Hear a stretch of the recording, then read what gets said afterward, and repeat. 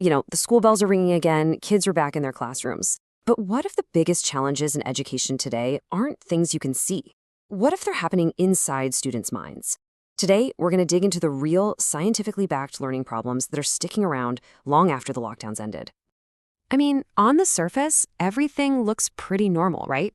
Schools are open, the hallways are full, that old rhythm seems to be back.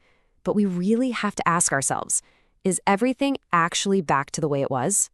Because what if that whole feeling of normal is, well, just an illusion? What if, for students, the pandemic left behind some deep changes that we're only now starting to wrap our heads around? That's the hidden story we're getting into today. All right, so here's our game plan. We'll start with that illusion of normal. Then we'll break down 4 huge problems: academic loss, growing inequality, mental fatigue, and social issues. And finally, we'll see how it all adds up to a permanent shift in how we have to think about education. So let's start by peeling back that first layer. Look, getting kids back to school was a massive, necessary step, but it didn't just magically erase all the disruption. The story of what's happening now is way more complicated than just picking up where we left off. And that brings us right to our first major problem: academic loss. And listen, this isn't just about a few missed classes or late homework. We're talking about a real foundational gap in what students know and what they can do. Okay, so you hear this term learning loss thrown around a lot. What does it actually mean? Well, it's not just some buzzword. It's a specific, measurable setback. It's a real decline in academic progress that happens when a student's education gets seriously disrupted. And the numbers, they're pretty staggering. One major review found that after just that first year of school closures, students were already 1.1 years behind schedule on average. Think about that. And even after schools got back in session, that gap only shrank to about half a year. That is a huge delay to overcome. And again, this isn't just about time. This is about skill. Research is showing specific drops in the absolute cornerstones of learning, things like reading and math. It's like the very foundation has developed some serious cracks. Now, this academic loss, it didn't hit everyone the same way. And that leads us to our second big problem: inequality. The pandemic basically took a system that was already unequal and just poured gasoline on the fire. And it's really easy to see why. Just picture it.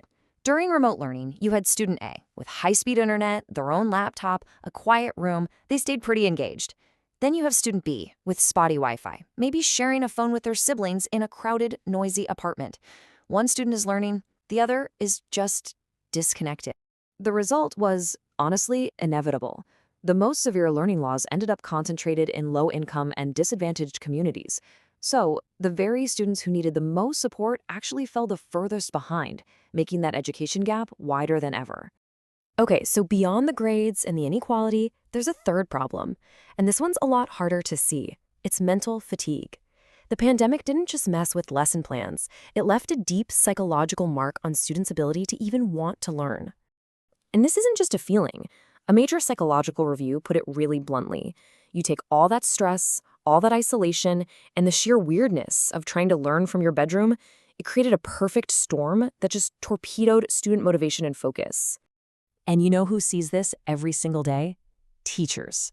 They're on the front lines, and they're reporting that students are struggling to take responsibility, that discipline is down, that focus is a real battle, and that overall motivation has just taken a nosedive.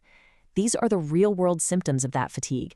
All of this, the stress, the fatigue, the gaps, it all flows right into our fourth big problem: social maladjustment. I think a lot of us figured that once kids were back in a building together, the social stuff would just snap back into place. Yeah, it wasn't nearly that simple. It's so easy to forget this, but learning is an intensely social activity. It's all about discussion, collaboration, figuring out how to get along with people. And those social skills got just as disrupted as reading and math did. Teachers are now seeing some clear regressions. Students are having a harder time working in groups, they're struggling to build and keep friendships, and a lot of them are having way more trouble with emotional regulation, managing their feelings and impulses in a classroom setting. So when you put all these pieces of the puzzle together, the academic gaps, the wider inequality, the mental fatigue, the social struggles, you arrive at one really powerful conclusion. We're not just in some temporary recovery phase. We are in a permanently shifted educational landscape. And the proof is right there in the data. This chart, it shows you the baseline for academic performance before the pandemic. And right next to it, that's the performance after. The drop in core subjects like math and reading is clear, it's measurable, and it's really significant. And that's why the job of an educator is so incredibly hard right now. It's not just about catching kids up anymore. It's about having to fundamentally rebuild the entire learning experience to meet the academic, social, and psychological needs of this generation of students. So, if there's one thing to take away from all of this, it's this simple but profound idea. The pandemic didn't end education, not by a long shot, but it absolutely fundamentally reshaped it. And it left all of us with a brand new set of challenges, and one really big question. How do we build the future of learning from here?